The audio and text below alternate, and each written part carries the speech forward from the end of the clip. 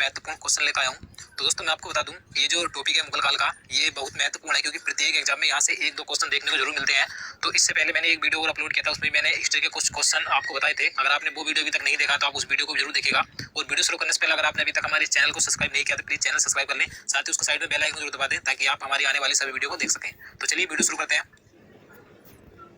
तो सबसे पहले मैं आपको बता दूं, जितने भी क्वेश्चन मैं आपके लिए इस वीडियो में लेकर आया हूं, अगर आपको उनमें से किसी का भी आंसर पता है तो आप अपना आंसर लगा सकते हैं, हमें कमेंट में बता सकते हैं। तो चलिए यहाँ पर पहला क्वेश्चन देखते हैं, दिल्ली का लाल किला किसने बनवाया था। तो दोस्तों ये क्वेश्चन काफी महत्वपूर्ण है क्योंकि अभी हाल ही में जो यूपी SSSC वीडियो का एग्जाम हुआ है वहाँ पर ये क्वेश्चन पूछा गया था।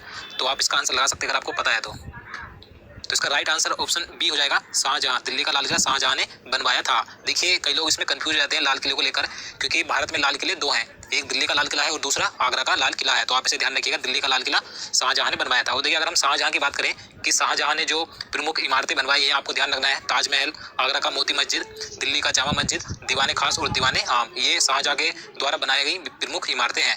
नेक्स्ट क्वेश्चन देखते हैं। क्वेश्चन नंबर 2 है, आगरा का लाल किला किसने बनवाया था। इससे पहले हमने दिल्ली का लाल किले की बात की थी, अब इस क्वेश्चन में पूछा गया आगरा का लाल किला किसने बनवाया था। तो यहाँ पर इसका राइट आंसर ऑप्शन ए हो जाएगा, अकबर। अकबर ने बनवाया था आगरा का लाल किला। तो देखिए अगर हम अकबर की बात करें, अकबर ने बॉल कैसे डाला जाता है? बोलने से फल मिलता है, गूगल से बोलिए क्योंकि बोलने से सब होगा।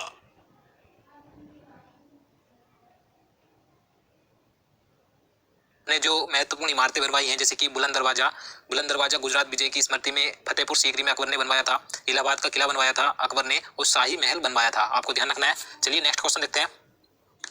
क्वेश्चन नंबर 3 है, मिनी ताजमहल किसे कहा जाता है, यानी कि छोटा ताजमहल किसे कहा जाता है। तो यहाँ पर इसका सही आंसर ऑप्शन बी हो जाएगा, बीबी का मकबरा। बीबी के मकबरे को छोटा ताजमहल कहा जाता है, आपको ध्यान रखना है। और देखिए अगर हम बात करें कि बीबी का मकबरा किसने बनवाया था, तो आपको ध्यान रखना है, औरंगजेब ने बनवाया था बीबी का मकबरा 1679 ईस्वी में।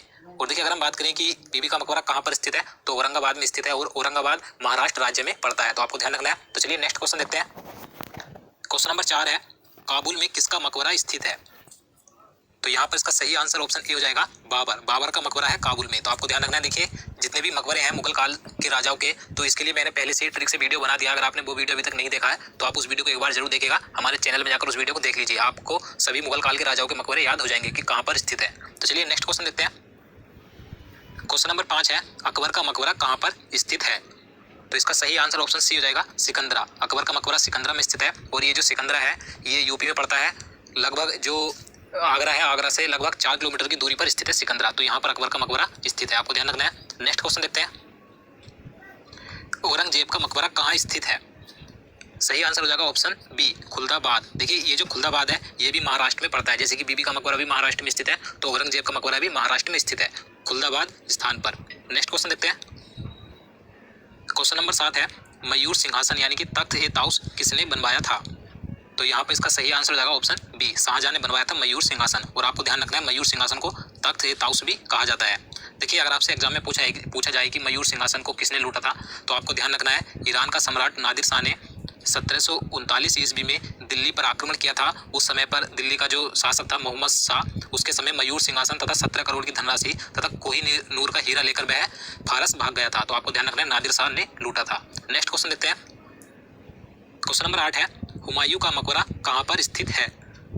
तो राइट आंसर हो जाएगा ऑप्शन बी, दिल्ली में स्थित है, आपको ध्यान रखना है। नेक्स्ट क्वेश्चन देखते हैं। क्वेश्चन नंबर 9 है, किसके शासनकाल को स्थापत्य कला का स्वर्ण युग कहा जाता है। देखिए काफी अच्छा क्वेश्चन है, ये भी कई बार एग्जाम में पूछा जा चुका है। तो यहाँ पर इसका सही आंसर ऑप्शन बी हो जाएगा, शाहजहां। शाहजहां के शासनकाल को स्थापत्य कला का स्वर्ण युग कहा जाता है, तो आपको जरूर ध्यान रखना है। नेक्स्ट क्वेश्चन देखते हैं। किसके शासनकाल में मुगल चित्रकला अपने चरमोत्कर्ष पर पहुंच गई थी। तो यहाँ पर इसका सही आंसर ऑप्शन डी हो जाएगा, जहांगीर। जहांगीर के शासनकाल में ही जो मुगल काल की चित्रकला थी वो चरम पर पहुंच गई थी, इसलिए जहांगीर के समय को चित्रकला का स्वर्ण युग कहा जाता है, आपको ध्यान रखना है। और देखिए आपको यहाँ से एक पॉइंट और ध्यान रखना है, जहांगीर को न्याय की जंजीर भी कहा जाता था। तो नेक्स्ट क्वेश्चन देखते हैं। क्वेश्चन नंबर 11 है, किस मुगल शासक ने सिख गुरु अर्जुन देव को फांसी दिलवा दी थी।